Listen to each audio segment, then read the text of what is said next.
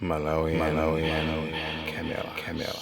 Trump wangopereka masiku kwana 60 imene ili miezi iwiri kuti Malawi ikonze immigration office yake kumene kuku kuchako home affairs akonze bwinobwino kumene kuku chifukwa kuli mavuto angapo. Otherwise akapanda kukonza bwinobwino ndiye kuti palibenso kupita kwa America. Amene azipita kwa America ndi anthu okhawo amene ali ma businessmen akuluakulu mabige amene achuma kwambiri ndi amene angapita tsopano kwa America. Breaking news. Welcome back to the YouTube channel Malawian Cameras. Guys, zachitika apa. Anyway, tiyambe guys pano nkhani ya Trump. Trump akuti waika maiko kwana 41. Maiko amene wawa afananitu akuti akonze bwinobwino zinthu zawo, especially za kuma passport chonchi. Chifukwa akapanda kukonza bwino za ku immigration zo ndikuti awabana, ndikuti ku USA sazapita konso. Nde apereka ma reason atatu. Zinthu zitatu. 1. Akuti munthu asamachoka ku Malawi kupita ku America ndi information yosakwanira ya iyeyo. Right? Information yosakwanira ya iyeyo ya munthuyo. 2. Passport ikhale ndi ma security measures. Passport zikhale ndi chitezi passport. Osankhale passport yomwe wina akhoza kungopanga za fake kupita ku Bendibridge kubwera nayo passport atacho ku immigration. Passport yechisawawa isamakhale passport yachisawawa. 3. Passport munthu wina wake ochokera kwina wake asamangobwera mu dziko la Malawi nkungotenga passport ndi kumapita nayo. Anyway, pamenepo tiimeko pali maiko ena amene adawaletsa kupita ku USA ali ndi ban ndithu. Dzikolo palokha America inabana kuti inu kwathu kuno musizabwereso. Right? Ndi chimene pachiteka chino kuti anthu amene achawa amaiko amene awo ndithu amanyamuka uchoka uko ndikubwera ku dziko la Malawi ndikuzapanga apply for the passport. Kenako ndi chinyengo ndithu zimatheka. Mudzapezeka munthu wa ku Nigeria koma ndi Malawian passport. Munthu wa ku Tanzania ndi Malawian passport. Nde akatenga passport amene achawo ndeno amayenda nawo ndimene kufuna atengere visa ndikumapita sopano ku America. Nde ku America kuchanso pano nkumene amakomana ndi vuto loyambirira licha. Vuto loyambirira lake liti timati kukhala opanda information yokwanira. Nanga inu munthu sumudzi omangopasa passport mukhala ndi information yake yokwanira bwanji. Simukhala ndi information yake yokwanira, background yake iye wangobwera. And nkhaniyo sikuti ndionama.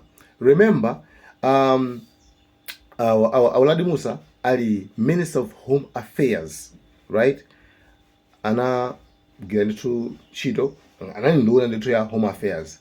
Ndi ana pangidwa involved ndi zinthu ngati zimene zizi.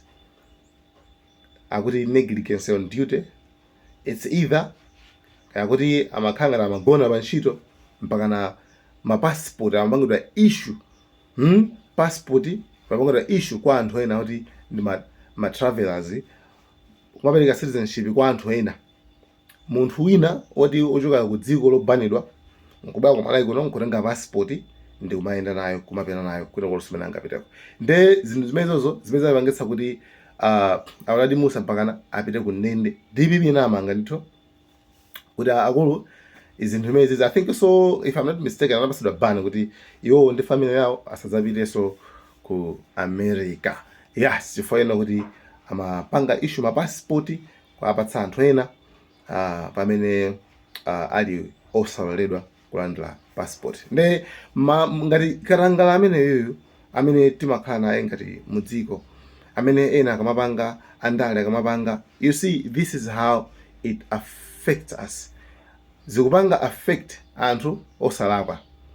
Chifukwa ngati nzika za Malawi sizimapanga nawo zazinyengo zokhala ndi passport izi. Kwa apatsa anthu ena ngakhale paliso ena ndithu amathandiza zimene zonso.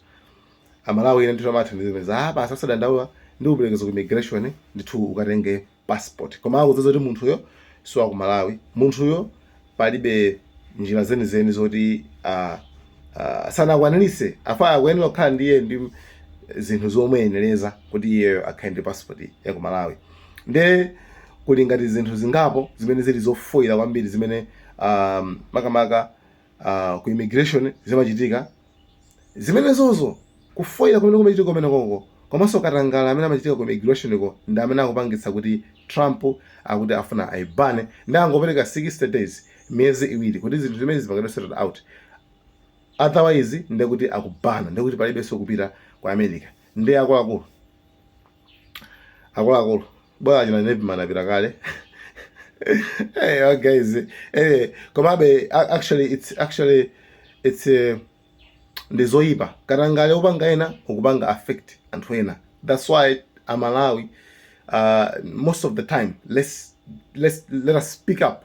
Tiziyankhula zinthu ngati zimenezi. We have to fight for our freedom. Zinthu ngati zimenezi chifukwa look how it affects us. Look how it affects ordinary people, innocent people. Zikupanga affect anthu oti sanalakwe.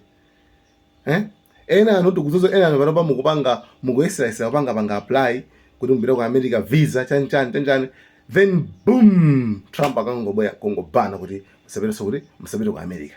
Zifukwa zake zoti za ku immigration. Ndi zinthu zimenezo zimapanga affect kwambiri nzika Amalawi anthu osalakwa. Ndi nkhani timvane pano.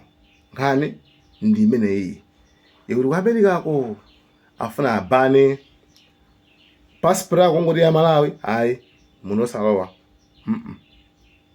Bwererani. Ndoti kufunanso kupita tikhalanso anthu ngati ajawa omayendayenda mapita maiko ena kukanamizira kukhala nzika umene kuchako kupanga apply for the passport tinyamuke tipite ku America. Zimene zili zinthu zoti zosabeba zosakhala bwino. Nde sometimes timanena kuona kuti karangale let's all fight. Karangale tisamangomuyang'ana kuti uyu akuchitika ndikomakhala chiteyayi, komano tizigwirana manja tonse pamodzi. Tikagwirana manja kenako ndikumathana ndi katangaleyo. Chifukwa katangaleyo zotsatira za katangaleyo zotsatira zimene zizi zimazapanga affect wina aliyense mwa ifeyo. Nanga ife zikukhuzira kenako apokera ku America pasimungapiteso zopanga anthu andale kagulu kaja kamene kamati ife zandale silipanga nawo. Understand kwena kuti dzikoli likuyendetsedwa ndi anthu andale. Understand that. Choyambira chimenecho. Number 2, understand kwena kuti